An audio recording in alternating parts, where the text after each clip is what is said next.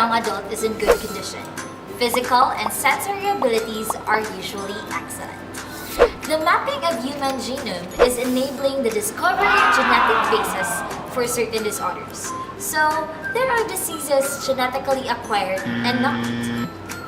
Accidents are the leading cause of death in young adulthood, followed by cancer, heart disease, suicide, AIDS, and homicide.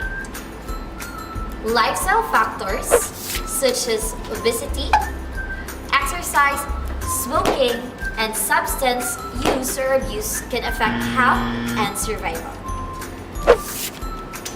Take note, good health is related to higher income and education. You see, women tend to live longer than men, in part for biological reasons, but perhaps also because they are more health conscious. Social relationships, especially marriage, tend to be associated with physical and mental health. Now, there are also sexual and reproductive issues at this time of life. We have premenstrual syndrome, sexually transmitted diseases, and infertility can become concerns during our young adulthood, while some have STDs. While some STDs have become less prevalent, others are on the rise. The AIDS epidemic is going under control in the United States, but nonetheless, heterosexual transmission has increased, particularly among minority and women. The most common cause of infertility in men is a low sperm count. The most common cause in women is blockage of the fallopian tubes. However, infertile couples now have several options for assisted reproduction, but these techniques may involve thorny, ethical, and practical issues. Fertility clinics are expensive and have low success rates, and there is heightened risk of birth defects and low birth weight. That is all for physical condition and development. Let's talk about the cognitive development in young adulthood. In the perspective of adult cognition, thought in adulthood often appears to be flexible, open, adaptive, and individualistic.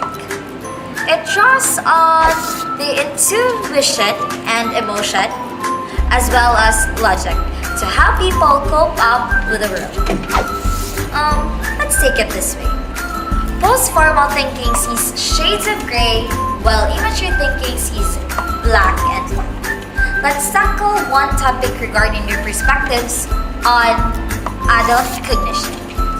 K. Warner Shai proposed in A Full Lifespan of Cognitive Development, the objectives shift from acquisition of information and skills to practical integration of knowledge and skills to search for meaning and purpose of life. There are 7 stages in the full lifespan model of cognitive development. First is the acquisitive stage. Children and adolescents acquire information and skills mainly for their own sake or as preparation for participation in the society. Second is the achieving stage. Young adults no longer acquire knowledge merely for its own sake. They use what they know to pursue goals such as career and family. Third is responsible stage. Middle-aged people are concerned with long-range goals and practical problems related to their responsibility for others. Fourth is the executive stage. Middle-aged people responsible for societal problems deal with complex relationships on several levels. Fifth is the reorganizational stage. Adults entering retirement recognize their lives around non-work-related activities. Sixth is the reintegrative stage. Older adults choose to focus limited energy on tasks that have meaning to them. Last but not the least, we have the legacy creating stage. Very old people or near the end of life prepare for death by recording their life stories, distributing possessions, and the like. Take note, not everyone goes through all the stages within the suggested time frame. To summarize everything about adult cognition, it is characterized by the ability to deal with uncertainty, inconsistency, contradiction, imperfection, and compromise. They say no man is an island. It certainly is true. In young adulthood, This stage of life, most of us begin exploring intimate relationships. This is Erik Erikson's sixth stage of psychosocial development, intimacy versus isolation. Occurring in young adulthood, ages 18 to 40 years old, we begin to share ourselves more intimately with others. We explore relationships leading toward longer-term commitments with someone other than a family member.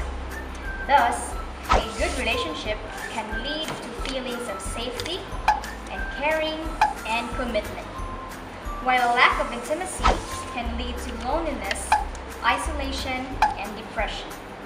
Success in this stage will lead to the virtue of love. How personality changes during young adulthood is an important issue among developmental theorists. Four important perspectives on young adult personality are offered by normative stage models, the timing of events model, trait models, and typological models. Normative stage model, theoretical models that describes psychosocial development in terms of a definite sequence of age-related changes. In timing of events model, theoretical model that describes adult psychosocial development as a response to the expected or unexpected occurrence and timing of important life events, marriage, breakup, bearing a child. In trait models, theoretical model that focus on mental, emotional, temperamental, and behavioral traits or attributes, which include the Big Five. First is openness. People who like to learn new things and enjoy new experiences. Next is conscientiousness. People that have a high degree of conscientiousness are reliable and prompt. Next is extroversion. Extroversion includes the traits of energetic, talkative, and assertive. Next is agreeableness. These individuals are friendly, cooperative, and compassionate. Next is neuroticism. Neuroticism is also called emotional stability. People that score high on neuroticism often experience emotional stability and negative emotions. Next, we have typological models. Theoretical models that identify broad personality types or styles. Now, let's talk about the foundations of intimate relationships. Young adulthood is a time of dramatic change in personal relationships. Young adults seek emotional and physical intimacy in relationships with peers and romantic partners. Self-disclosure and a sense of belongingness are important aspects of intimacy. Intimate relationships are also associated with physical and mental health. According to Sternberg's triangular theory of love, love has three aspects: intimacy, passion, and commitment. Intimacy is the emotional element, passion is motivational, and commitment is cognitive. The non-marital and marital lifestyles. Today, more adults than in the past postpone marriage or never marry. Oh no! Reasons for staying single include career opportunities, travel, sexual and lifestyle freedom, a desire for self-fulfillment, women's greater self-sufficiency, reduced social pressure to marry, and difficulty in finding a suitable mate.